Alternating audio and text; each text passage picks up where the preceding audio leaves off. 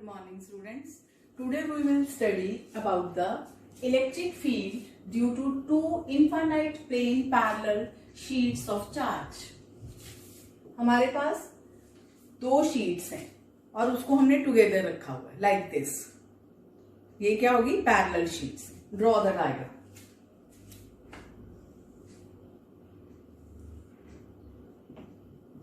Charges on both the sheet हम positive ले रहे हैं, मीन्स सेम चार्जेस ले रहे हैं. इसको मैं शीट नंबर ए बोल रही हूं, इसको मैं शीट बी बोल रही हूं. और जो इनकी डेंसिटी है वो दो तरह से लेंगे. First case same density and second different density. इसकी हम सिग्मा ए ले रहे हैं और इसकी सिग्मा बी ले रहे हैं और सेम में हम सिग्मा और सिग्मा रख लेंगे. So, to study about the electric field, we divide this into three regions. First region, inside the plates. Second, left outside, that is second region. And third, that is right outside. Here, our main guiding formula, that is E is equal to sigma upon 2 epsilon naught.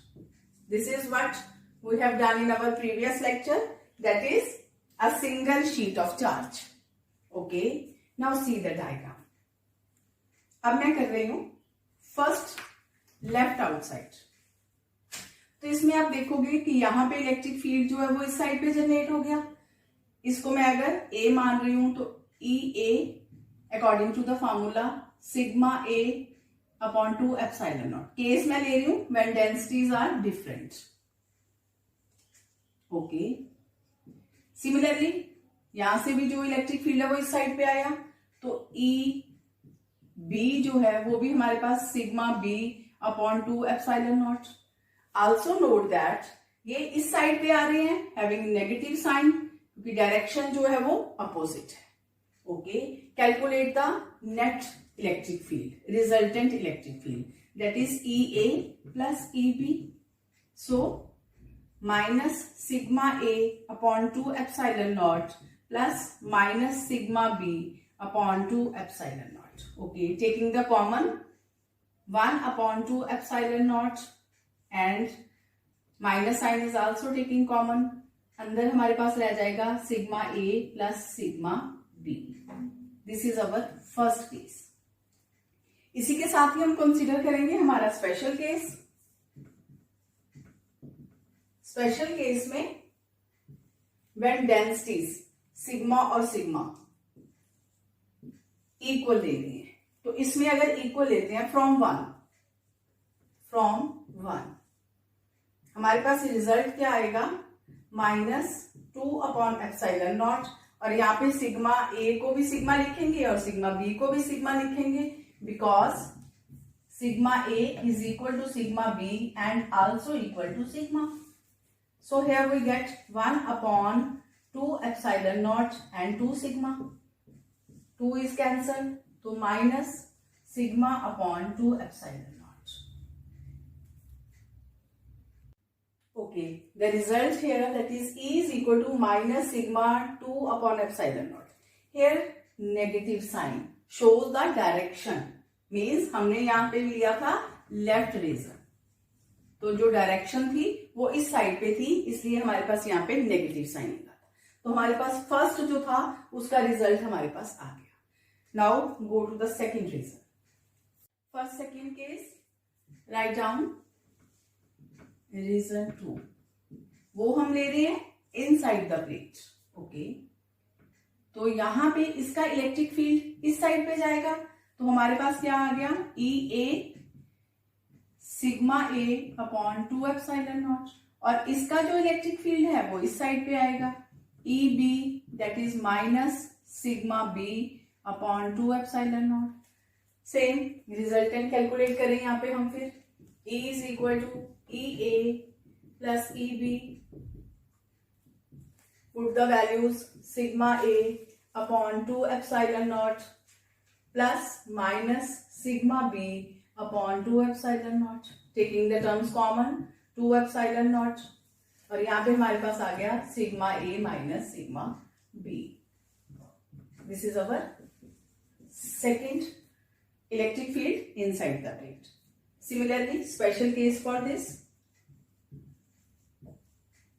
when intensities are same, sigma A is equal to sigma B and both are equal to again sigma.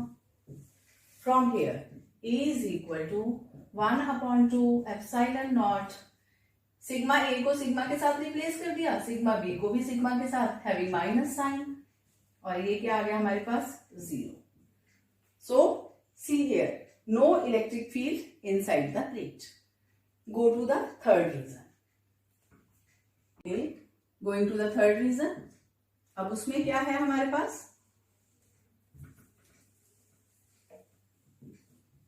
Okay जी. अब यहां से electric field इस side पे, तो हमारे पास E B जो है वो क्या आ गया, sigma B upon 2 epsilon naught. And for this also going to this word, तो E A sigma A upon 2 epsilon naught. Similarly putting for resultant, यहाँ पे हम इसकी फिर वैल्यू भरेंगे, तो sigma A upon 2 epsilon naught plus sigma B upon 2 epsilon. Taking the terms common here again, 1/2 epsilon naught. यहाँ पे हमारे पास आ गया sigma A plus sigma B. This is our third equation. See the special case. When sigma A is equal to sigma B and also equal to sigma. Put in this equation, E is equal to 1/2 epsilon naught sigma plus sigma, that is 1/2 epsilon naught and again 2 sigma. 2 is cancel out and sigma upon epsilon naught. After that, so remember one thing, when we place two plates of same density, जो हमने special cases लिए थे, outside there is electric field but inside there is no electric field. Okay students, आज के इस video में हम देखेंगे कि कैसे गॉस लॉ को यूज करके हम यूनिफॉर्मली चार्ज स्फेरिकल शेल में से इलेक्ट्रिक फील्ड जो है वो फाइंड आउट करेंगे. यहाँ पे एक यूनिफॉर्मली चार्ज स्फेरिकल शेल लिया मैंने, O is the centre and R is the radius. अब हमने इलेक्ट्रिकल फील्ड जो है वो फाइंड आउट करना है, तो 3 स्टैंडर्ड्स है हमारे पास कि अगर मैं एक पॉइंट P एज्यूम कर रही हूं, तो first outside this spherical shell, on the spherical shell, and third inside the spherical shell. Okay, तो फर्स्ट हमारा है कि मैं एक P पॉइंट मान रही हूं, point P lies outside the spherical shell. See the diagram. मैं ले रही हूं कि सेंटर से R डिस्टेंस पे मैं एक P पॉइंट ले. अब हमें यहाँ पे इलेक्ट्रिक फील्ड फाइंड आउट करना है, तो हमें गॉसियन सरफेस जो है वो ड्रॉ करना पड़ेगा लाइक दिस.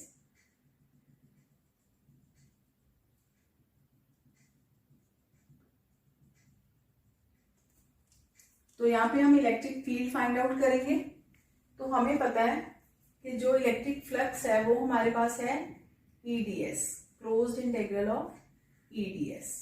एंड आल्सो अगर मैं इसको ओपन कर दूं तो ये हमारे पास आ गया EDS cos theta. Now cos theta, और थीटा क्या है हमारे पास, angle between the electric field and the unit vector. अब हम यहाँ पे एक स्मॉल यूनिट वेक्टर ले रहे हैं, दैट इज DS. अब हमने इसका इलेक्ट्रिक फील्ड फाइंड आउट करना है. पहले तो ये देखो कि यूनिट वेक्टर लाइक दिस इस साइड पे जा रहा है. अब जो इलेक्ट्रिक फील्ड है हमें पता है कि ये पॉजिटिव साइन है, तो इलेक्ट्रिक फील्ड जो है वो परपेंडिकुलर टू द सरफेस होगा लाइक दिस.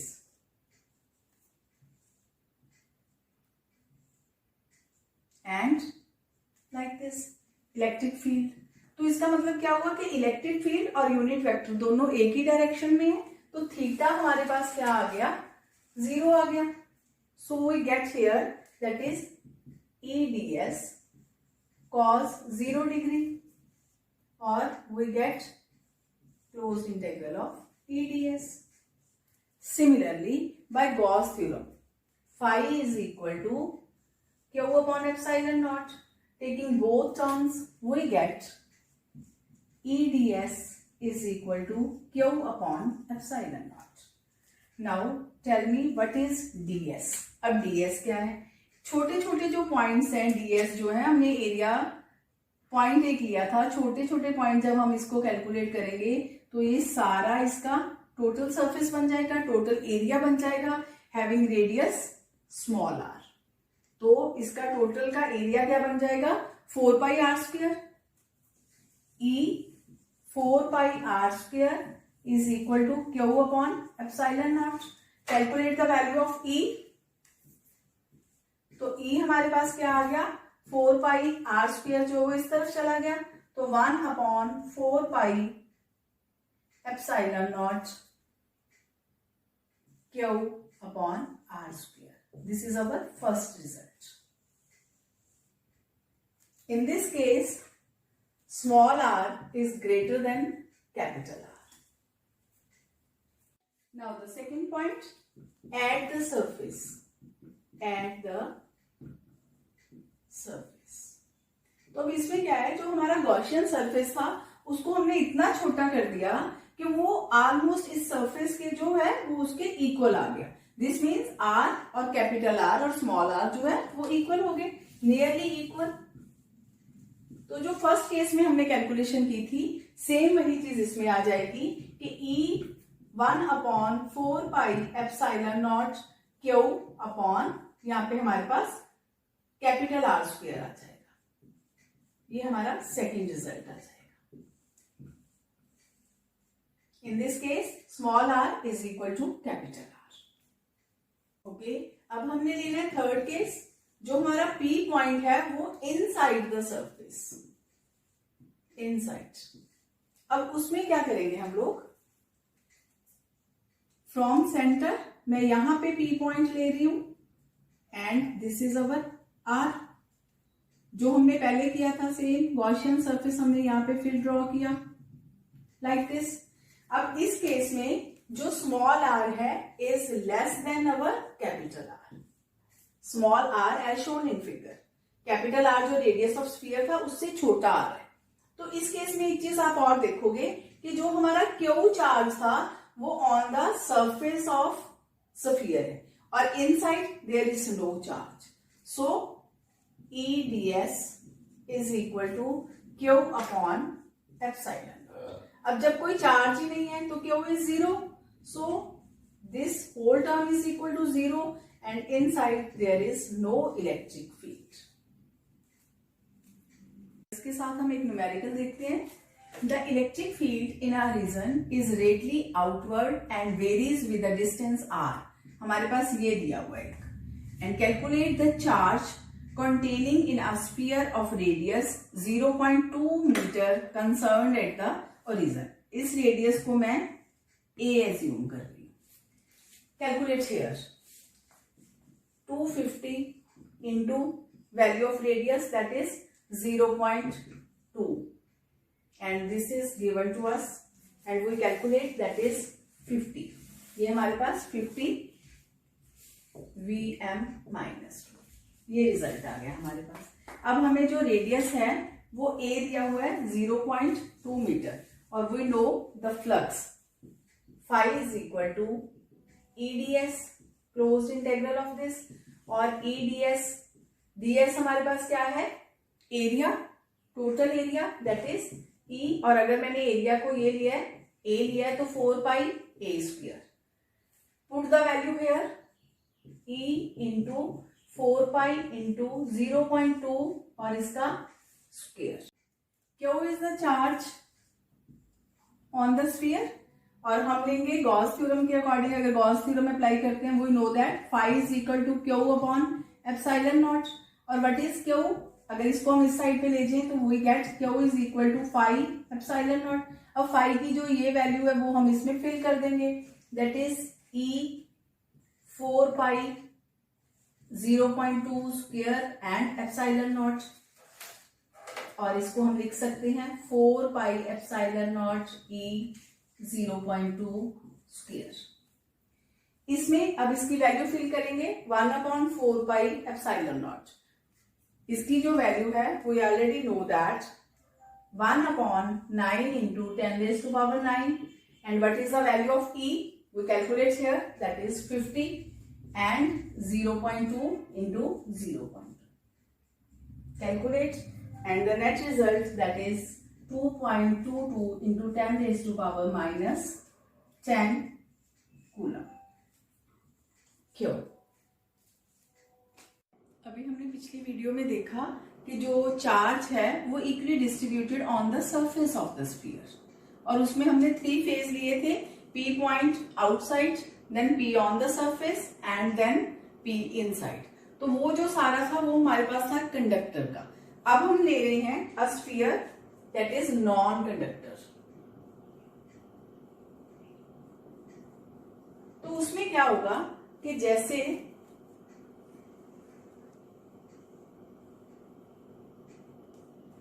मैं इस मटेरियल को चार्ज प्रोवाइड किया, तो चार्ज इनसाइड, क्योंकि ये नॉन कंडक्टर है, आपस में चार्ज रिपेल भी करेंगे, लेकिन इस मटेरियल से, इस सरफेस से बाहर नहीं आ सकते. तो उस केस में अगर मैं ये वाला पॉइंट लेके चल रही हूं तो फर्स्ट 2 केसेस जो हैं उसका रिजल्ट हमारे पास सेम आएगा. First one that is P outside the surface, and second the point P lies on the surface. दोनों केसेस में रिजल्ट सेम आएगा, वो पिछली क्लिप में आप देख सकते हो. Here we were discussing about the third. If the point P